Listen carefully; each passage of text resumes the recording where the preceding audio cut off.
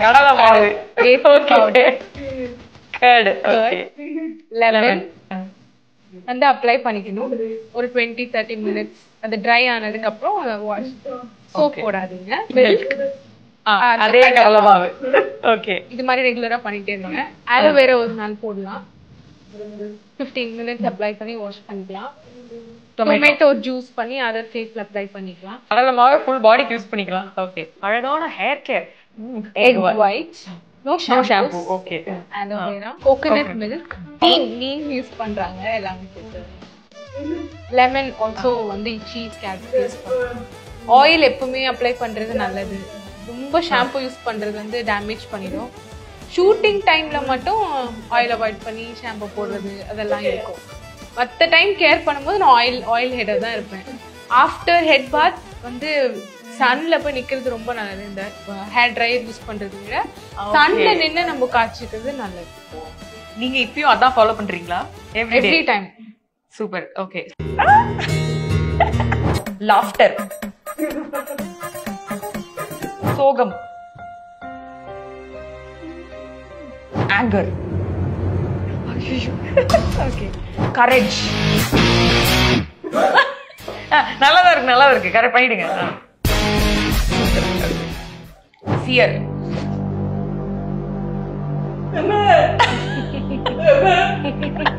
Surprise, wonder.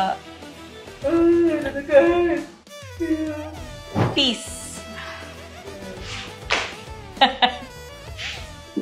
Disgust.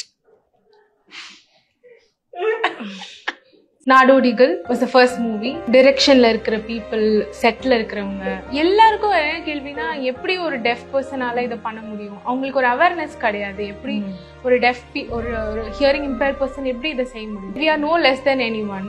we are skilled. எல்லாமே எங்களுக்கும் இருக்கு. we are good skilled people. அவங்களுக்கான அந்த அவேர்னஸ் கிடையாது. நான் அவங்க எல்லாருக்கும் ஒரு எக்ஸாம்பிளா அவங்களுக்கு ஒரு அவேர்னஸ் கொடுக்குற ஒரு பர்சனா இருக்கணும்னு நினைச்சேன். அது மாதிரி தான் நான் இருக்கேன். ஐயோ பாவம்னு பாக்குறது எனக்கு சுத்தமா பிடிக்காது. உங்களுக்கு தான் அந்த அவேர்னஸ் இல்லைன்னு தான் நினைப்பேன். நானும் அவங்கள பாவமா தான் பார்ப்பேன். உங்களுக்கு தான் சைன் லாங்குவேஜ் தெரியல, என் கூட பேச உங்களுக்கு தான் தெரியலன்னு நான் நினைப்பேன் எப்பவுமே. ஸோ எனக்கு ஆக்சுவலி அவங்க மேல சிம்பத்தி அப்படின்னு சொல்றாங்க. அம்மா கூட ஷேர் பண்ண பெஸ்ட் மெமரி, இல்லைன்னா அம்மா வந்து உங்களோட லோ டைம்ஸ்ல அம்மா கொடுத்த அட்வைஸோ இல்லை அம்மா பேசின விஷயங்களோ எது நீங்க ரொம்ப ஹோல்ட் பண்றீங்க? 24 ஹவர்ஸும் எங்க அம்மா எப்பவுமே என் கூடவே இருந்துட்டு இருந்தாங்க. ஒரு கால், நல்லா எப்பயுமே தூங்கிட்டே இருக்காது, கிளம்பி வந்து சாப்பிடு, எதையாவது வேலை பண்ணு அப்படின்னு சொல்லிட்டே இருப்பாங்க.